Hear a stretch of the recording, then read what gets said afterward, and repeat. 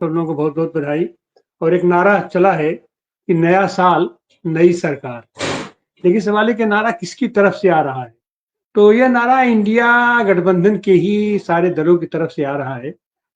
जो हमारे जो लोग मुख्य खेड़ा करने वाले हैं उनकी तरफ से ऐसा कोई नारा नहीं आया। तो एक तो चीज ये है कि वस्तुगत स्थितियां क्या है उसको हमें देखना पड़ेगा। तो एक तो यह है कि नीतीश कुमार जी के लिए, नीतीश कुमार तो सौदेबाज आदमी है और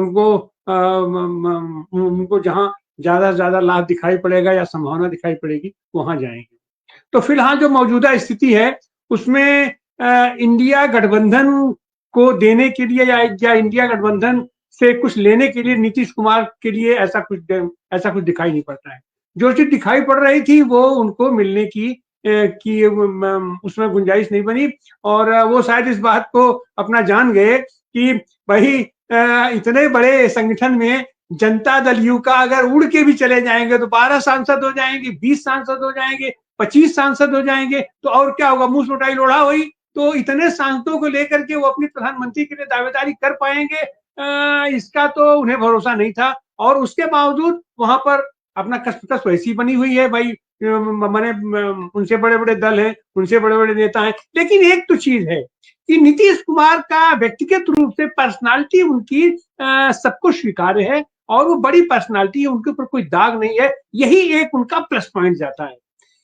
और इसी को लेकर के भारतीय जनता पार्टी में और इंडिया गठबंधन में भी उनका लगातार सम्मान बना हुआ है। और एक जो अति पिछड़े लोगों के बीच जो उनकी पहचान है वो भी अपने आप में उनकी बड़ी चीज बनती है। और वो पहचान केवल बिहार में नहीं है, बिहार से बाहर भी उनकी पहचान है। और इसी कारण शायद इंडिया गठबंधन उनको आगे करके कि वो बनाने की कोशिश किया था कि बिहार में तो उसका असर पड़ेगा ही, उत्तर प्रदेश में उसका असर पड़ेगा, उत्तर प्रदेश में नहीं पूरे उत्तर भारत में उसका असर पड़ता है इसको लेकर के। लेकिन वो चीज नीतीश कुमार जल्दबाजी कर गए और उन्होंने अपने आप को वहां से क्विक डाउन कर दिया। उनको तत्काल चाहिए था कि हमको प्रधानमंत्री घोषित कर दो। अरे पहले चुनाव हुआ नहीं, सांसद आए नहीं, संसद का अपना गठन हुआ नहीं और तुम पहले ही अपने प्रधानमंत्री बन करके क्या करोगे कि अपना घोषणा करके, तो वो मामला तो चूक गया।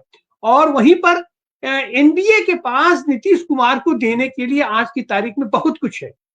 वो जहां पा गए हैं मुख्यमंत्री, मुख्यमंत्री से ऊपर अगर उनको पद देखा जाए तो प्रधानमंत्री बनता है। तो प्रधानमंत्री तो उनको नहीं देगा एनडीए, लेकिन प्रधानमंत्री के अलावा बहुत कुछ उसके पास है जो आने वाले दिनों के लिए भी या उनके मरणोपरांत भी दे सकती है एनडीए गठबंधन। तो एक तो चीज ये है। लेकिन फिलहाल जो उनका कसमकस है कि एक बार अगर किसी को सत्ता का स्वाद लग जाता है तो वो सत्ता से च्युत होना नहीं चाहता है, सत्ता को छोड़ना नहीं चाहता है। यही कारण है कि लगातार इतने सालों से लगातार सब सरकार बदलती है, डिप्टी सीएम बदल जाता है, मिनिस्टर बदल जाते हैं, लेकिन एक कुर्सी ऐसी है कि उस पर नीतीश कुमार लगातार वर्तमान है, विद्यमान है। लेकिन फिलहाल जो स्थितियां जो कसमकस चल रही है, या नीतीश कुमार भी तो मजे हुए खिलाड़ी हैं, अपना ये समाजवादी आंदोलन के नेता रहे हैं और हर चीज को जानते हैं। तो वो देख रहे हैं कि भारतीय जनता पार्टी किस तरीके से काम कर रही है या करती रही है, पूरे उसके इतिहास भूगोल से परिचित है, इन लोगों के अपना पूरे कार्यशैली से परिचित है। और फिलहाल जिस तरीके से महाराष्ट्र में इन्होंने किया है, जिस तरीके से उड़ीसा में इन्होंने किया है, या जिस तरीके से उनके साथ पिछले चुनाव में बिहार में भी इन्होंने किया, तो इस सबसे वो बाखूबी परिचित हैं। लेकिन उनकी भी मजबूरी है कि इससे बेहतर विकल्प उनको नहीं दिखाई पड़ रहा है। इस बीच जो स्थितियां परिस्थितियां बिहार की बनी है उससे लेकर के जाहिर सी बात है कि चर्चा होना स्वाभाविक है। अब वो क्या है कि नीतीश कुमार जी अपने आप को स्थापित करने के लिए एक वहां पर निकाल रहे थे, प्रगति यात्रा निकाल रहे थे बिहार में। उस प्रगति यात्रा से उनका मकसद यही था कि अपने संगठन को मजबूत करना और 100 के ऊपर अपने विधायकों की संख्या वहां पहुंचा देना।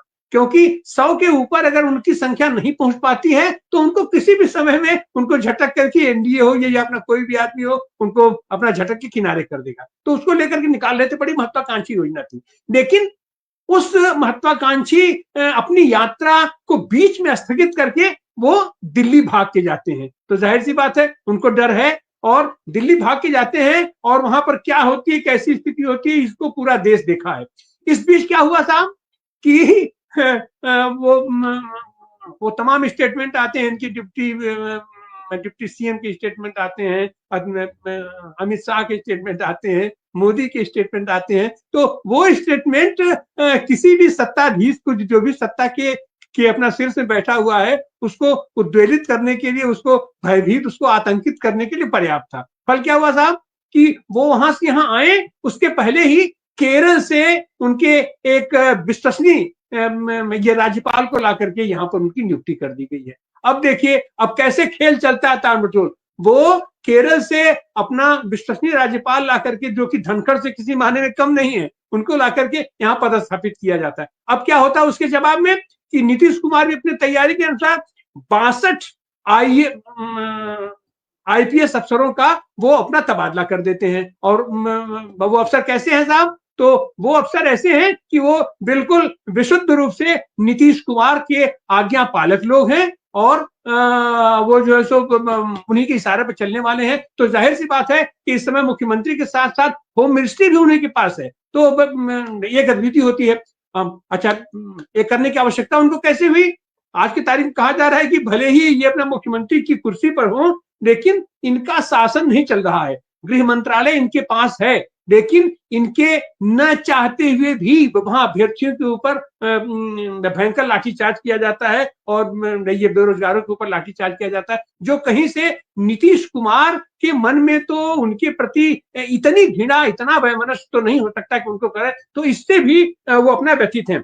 अब उसके बाद क्या होता है साहब कि अब ये भी क्या डेवलपमेंट हुआ है कि फिर नीतीश कुमार भाग के जाते हैं वहां, और ये होता है कि वहां पर मोदी से मिलेंगे, ऐसी शाह से मिलेंगे, नड्डा से मिलेंगे, लेकिन उनकी मुलाकात किसी से नहीं होती है। और ये वहां जाते हैं तो अपनी इज्जत बचाने के लिए मनमोहन सिंह के यहाँ जाते हैं, अकेले जाते हैं, पहली बात अकेले जाते हैं, और वहां पर उनको जो शोक संवेदना दे करके अपना चले आते हैं। ये इस बीच क्या हुआ साहब, तो अमित शाह के हाथ में मैं अपना जो चीज है कि 61 बिहार कैडर के आईएएस अधिकारियों को वो प्रमोट कर देते हैं। मतलब तुम डाल हम पात, खेल तो वहां चल रहा है, चूहे बिल्ली का खेल वहां चल रहा है। अब वो 61 आईएएस जो जिनको उन्होंने प्रमोट किया है, तो जाहिर सी बात है कि वो शाह खेमे के हैं, भाजपा खेमे के हैं। तो आईपीएस के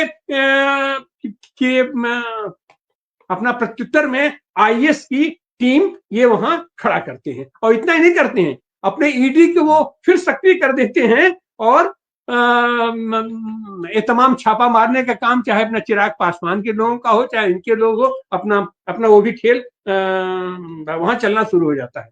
और इस बीच अमित शाह का दौरा लगा है बिहार में, 6 जनवरी को होने वाला है उनका दौरा।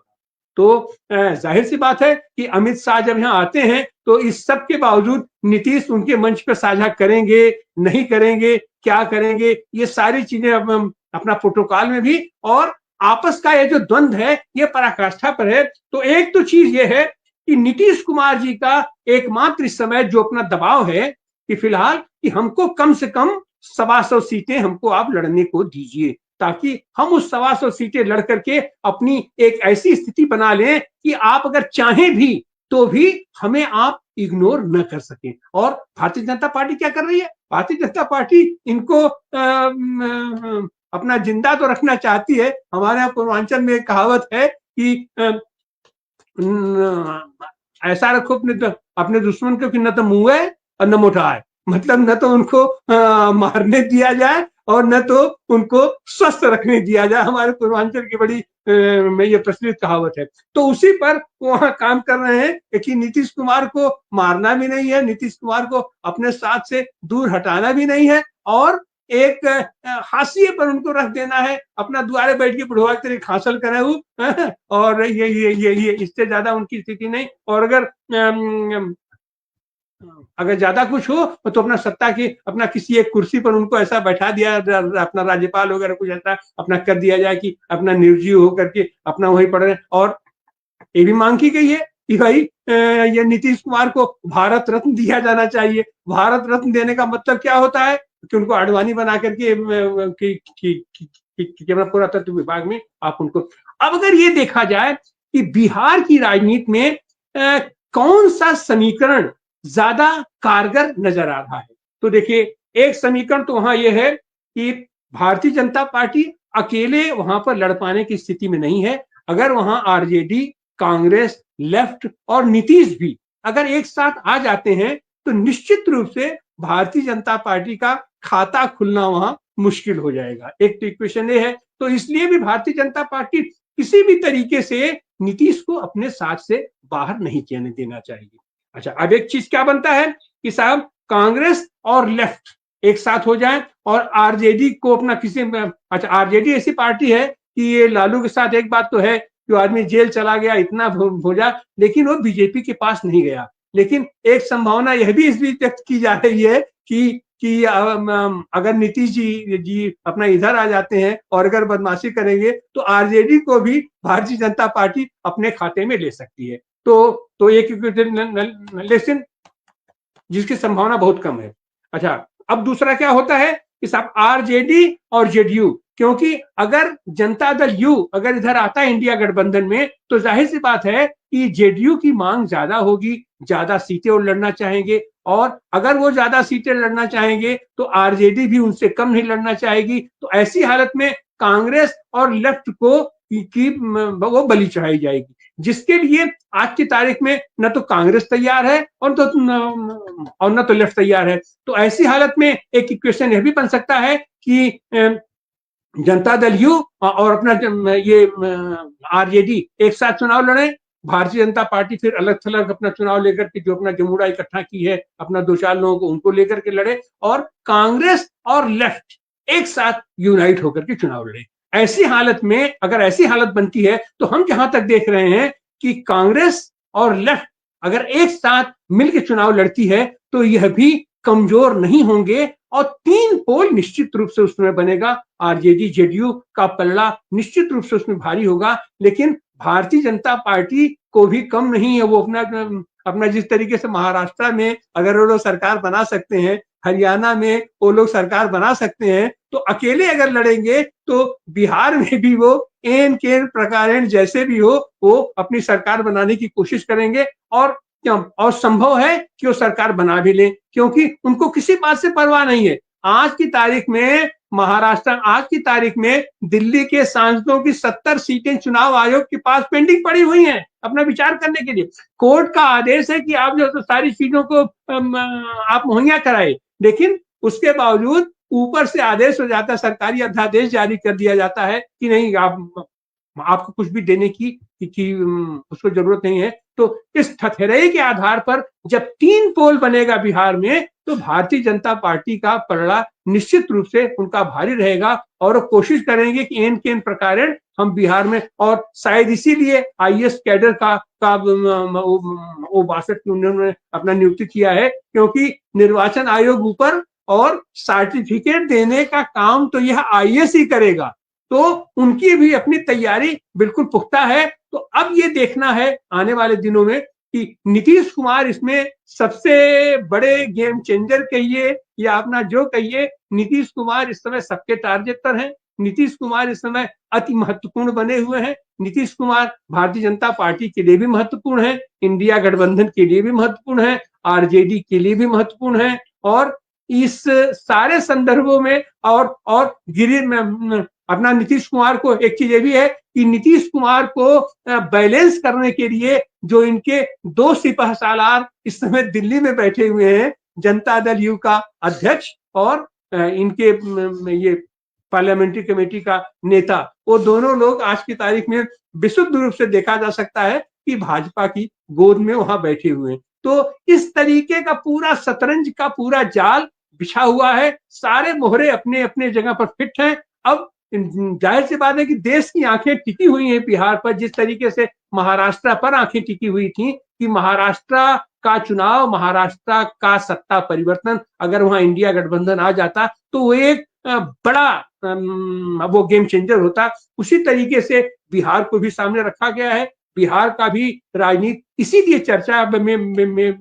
उसको बना हुआ है कि ये देश की राजनीति पर ये बड़ा असर डालेगा, और ऐसी हालत में नीतीश कुमार जाहिर सी बात है भी करेंगे। अभी जैसा हमारे साथियों ने कहा कि नीतीश कुमार फिलहाल तो शायद पलटी न मारे, क्योंकि इंडिया गठबंधन के साथ आने में फिलहाल उन्हें कुछ नहीं मिलना है। ज्यादा से ज्यादा ये मिल सकता है कि वो जहां हैं वहां वो बने रहेंगे। उससे ऊपर उठने के लिए या उससे कुछ ज्यादा पाने के लिए उनको सत्ता का सहयोग चाहिए, सत्ता का स्वाद चाहिए। तो फिलहाल वो सत्ता का स्वाद भारतीय जनता पार्टी के ही साथ रह के मिलने वाला है। इन्हीं बातों के साथ हम आप सारे लोगों के प्रति अपनी शुभकामना देते हैं और नीतीश कुमार के प्रति भी शुभकामना देते हैं कि उम्र के इस पड़ाव पर आकर के जहां वो विधानसभा के अंदर बैठ करके ऐसे ऐसे वक्तव्य देते हैं, ऐसे ऐसे वक्तव्य देते हैं, ऐसे ऐसे वक्तव्य देते हैं, ऐसी ऐसी शिक्षा दे देते हैं, ऐसा ऐसा क्लास करना शुरू कर देते हैं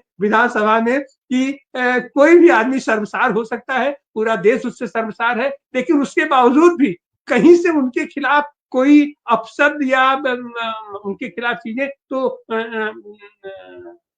ये भी तकाजा है। और यही कारण है कि नीतीश कुमार की ताकत बनी हुई है, नीतीश कुमार का वजूद बना हुआ है। उनके प्रति हमारी शुभकामना है और आने वाले दिनों में देखिए क्या कैसे होता है। बहुत बहुत धन्यवाद।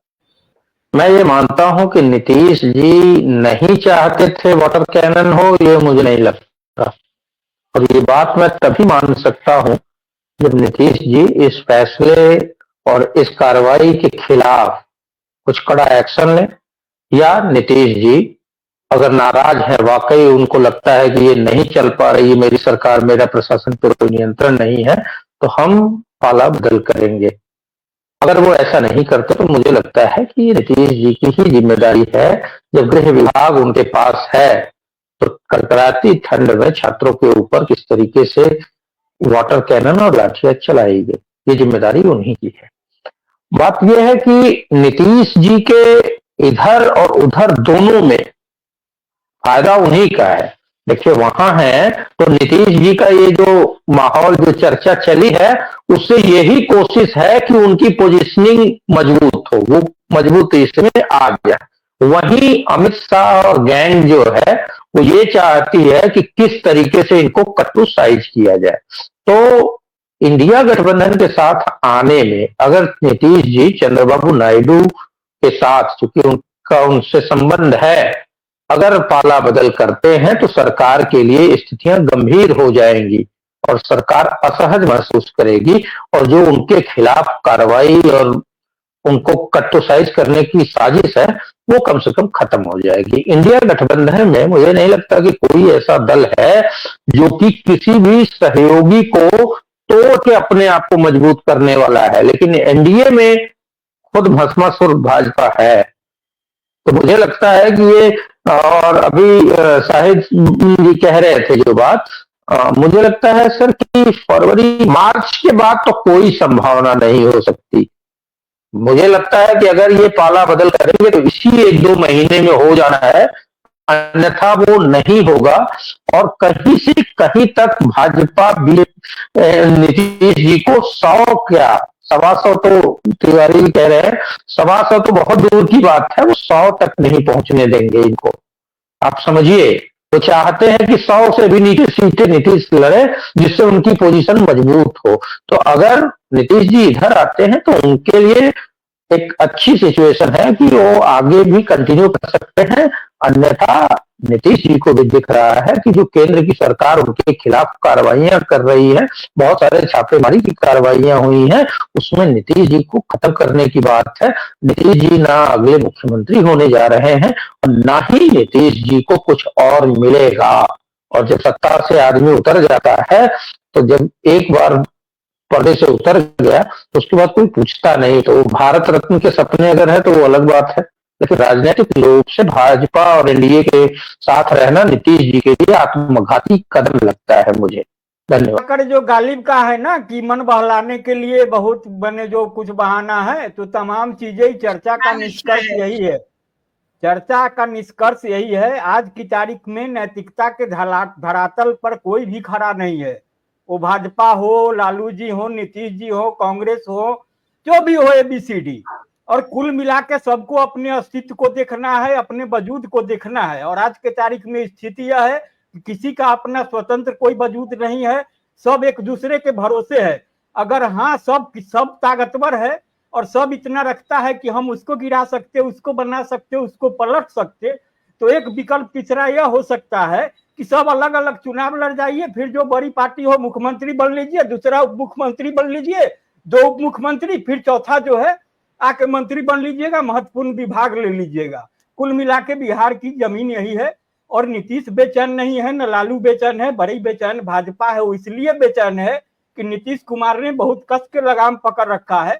जानकारी के लिए बताया कि 1 महीने से भाजपा के जितने भी मंत्री हैं उनका एक भी फाइल आगे नहीं बढ़ा है। नीतीश ने डीजीपी अपने हिसाब से बनाए हैं, तमाम बिसात बिछाए जा रहे हैं और इस तरीके से बातें हो रही है। तो अमित शाह भाजपा के लोगों को संभालने के लिए कह रहे हैं कि हम नीतीश को कुछ नहीं करने जा रहे हैं, उनको लगाम कसने जा रहे हैं। यही स्थिति है जी। 2-3 महीने में एक राउंड फिर इस तरह का खेल होगा, वो जो होगा वो फाइनल होगा।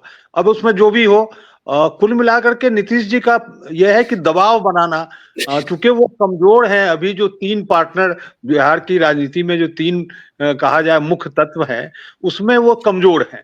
तो कमजोर हैं तो अपनी स्थिति बनाने के लिए वो कोशिश कर रहे हैं। हर पार्टी इसी तरह से कोशिश करती है, तो वो पैंतरेबाजी करती ही है, वो भी पैंतरेबाजी कर रहे हैं, और बगिया और कुछ नहीं है। जी बहुत बहुत धन्यवाद आप सभी पैनलिस्ट साथी।